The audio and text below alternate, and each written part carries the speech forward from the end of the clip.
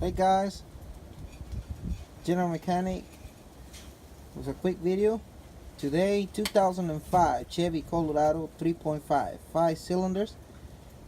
I'm gonna show you how to set the timing chain on this thing. We just did the head gasket on it, installed the head, torqued it down, and we're in the process of doing the timing. So I thought about sharing this information, and hopefully it'll be helpful for you. So we got the old timing chain, and I confirmed that the new timing chain comes the same way. So I'm gonna show you what steps I took to get it done. So if you look, the chain has black links. They're not this is not like any other car that will have one mark for this car, for this cam sprocket, and one mark for this cam sprocket. So if you look at it, there's 1 2 3 4 5 6 7 between each black link. So let's say we started right here, or actually I'm gonna tell you like this. On the two sprockets on top, you're gonna have one black link for the exhaust camshaft, and one link for the intake camshaft, leaving one in the middle. So that means you take one black link and set it on the exhaust sprocket. You're gonna skip one, and then you're gonna come down to set the intake sprocket or the camshaft. So from here down, or let's say you started from down there up, you're gonna count from this mark. You're gonna count 6 black links. So that means 6 times 7.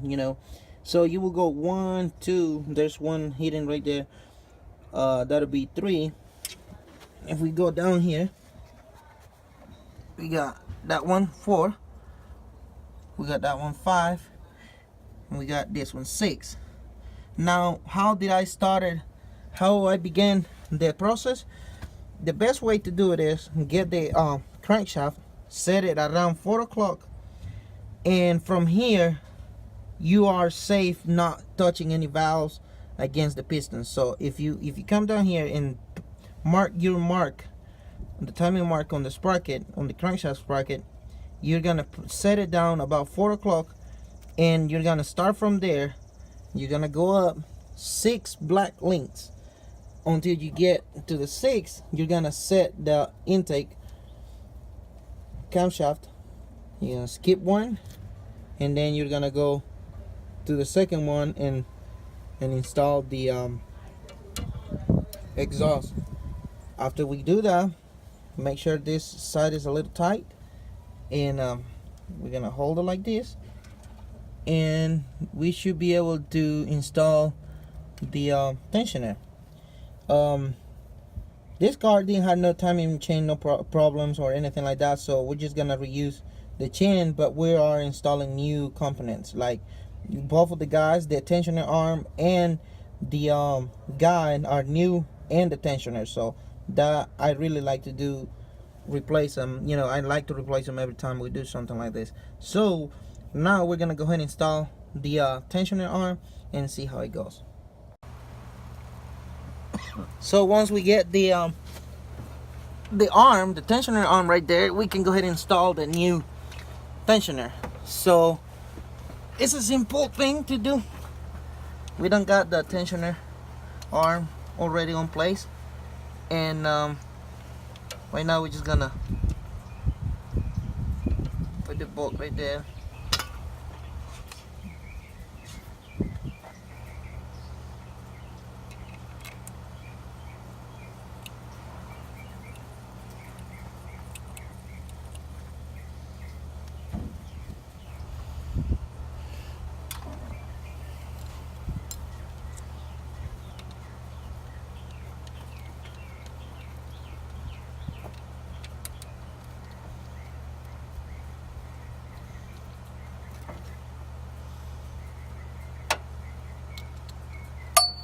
We're gonna tie this thing down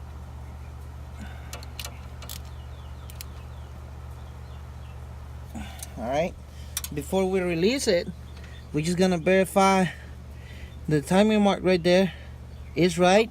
The two timing marks on top are still in place, and as soon as you get that done, we can go ahead and release the tensioner. So we're just gonna go ahead and release it. It's a really easy thing to do. I'm gonna try to do it right here with one finger. Just pull this little tab that comes in with it, and you know,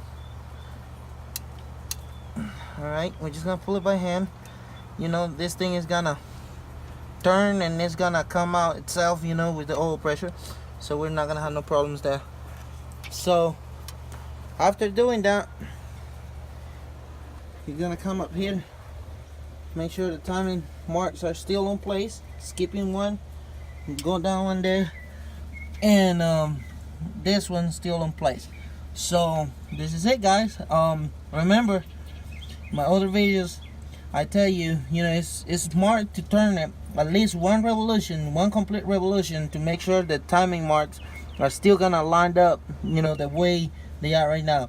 Remember, this time right here, you don't have timing marks on another place besides the timing chain, so you're not gonna have exact, you know, the black links are not gonna come right on place. But if you pay really really close look to it, these two flat sides of the camshafts, they need to be flat, facing up.